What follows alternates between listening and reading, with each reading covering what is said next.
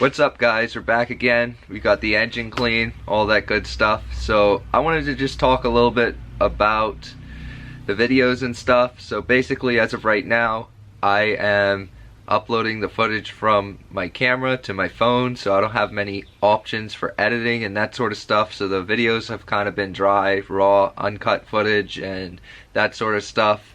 So bear with me, guys. I'm gonna work on getting a computer and that sort of stuff so I can edit the videos a little bit better and make a little bit more quality footage and stuff that's a little bit more interesting to watch. I'm also gonna work on filming a little bit more of the process of doing all of these things so that you guys can understand how to do some of the stuff if you're unfamiliar with these engines and that sort of stuff, and you need a little bit of help. You can go and look at these videos and say, okay, well, this is how I do this, or this is how I do that. Also, if you have any questions, you can always message me on Instagram or drop a comment below and ask me a question, man. I'll shoot an answer as soon as possible or as soon as I see it. So basically right now, as I said, we got the motor cleaned up on Saturday and I called it quits. But right now the engine's nice and clean. You can touch it without getting dirty. I started to clean some of this head surface here. I haven't bothered with the bottom of the head or anything like that since I've took that off, but I stopped about halfway here because I wanted you guys to see basically how I did this, because I wasn't filming or anything like that. So basically I took a razor blade and I just scraped most of the gasket material off. Now you don't want to gouge into it or anything like that. You want to keep the razor blade nice and flat and just scrape the stuff off. So for example, like right here, you can just start scraping it off. And then what I did was I took a piece of Scotch-Brite, which is kind of dirty because I've been using it for some other things, but it's alright. And then you just kind of lightly scrub all of the stuff that's on the head surface off until it's nice and clean, like the other side over here. I'm going to work on cleaning this up a little bit better. And you'll have a nice clean surface to mate your head to and that sort of stuff. So I did some inspecting of the engine here, and the engine actually looks in really good shape for what it is. Typically SRs with bad tunes and different things like that, they're kind of famous for detonation. So none of the pistons have detonation on the top of them, so that's a very good sign. I cleaned this one piston up just so you guys can see what a nice clean piston looks like. And the other ones I haven't even gotten to yet, because I wanted you guys to see exactly how dirty they were and what they'd look like before cleaning them up. So you'll have a nice finished product once you clean those up. We're actually not going to be building the bottom end of this motor, unfortunately, but it is what it is. We might get to it later on in the future. It's no problem to pull this out. I just wanted to refresh the motor, and it had a few oil leaks and different things like that, so we wanted to eliminate all of those things and kind of clean the car up, because like I talked about in an earlier video, we're going to be painting the engine bay. So in order to paint that, we're going to be removing all of the stuff inside there. I talked a little bit about tucking the wire harness. We're going to be tucking that wire harness, so we'll be pulling that out. We're going to take the dashboard out of the car and make it much easier, because the wire harness actually wraps around the front of the car over to the driver's side, or vice versa. But I did take the time out while we had the pressure washer out to clean all of that up and degrease the inside there, so it's nice and clean to work in there as well. So just looking at the engine, this time and chain area looks nice and clean.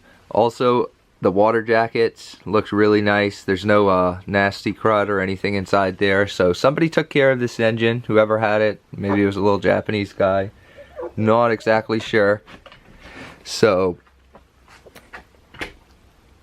I don't really know the history of this motor, but I think a guy in New Jersey had it before my buddy had it, and he put it in the car, and they just never really cleaned it up before they put it in, I guess. I'm not 100% sure, but I always like to freshen things up, go through all the gaskets, make sure there's no leaks or anything like that before I put an engine in the car. So over here we have the head. I haven't really touched the head aside from when we power washed it. This is kind of how it looks. So still a little bit of dirt on it and that sort of stuff, but inside the oil galley here and all that stuff where the cams are look really good.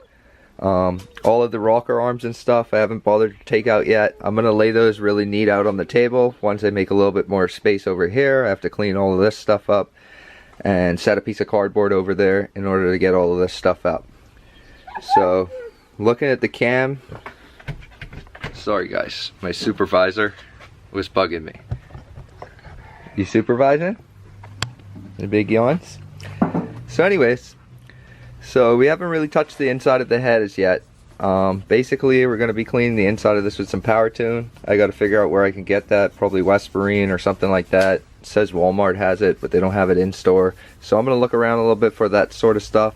But as of right now, we got the intake cam over here, the exhaust over here. We got our head studs and stuff laid out nice and neatly.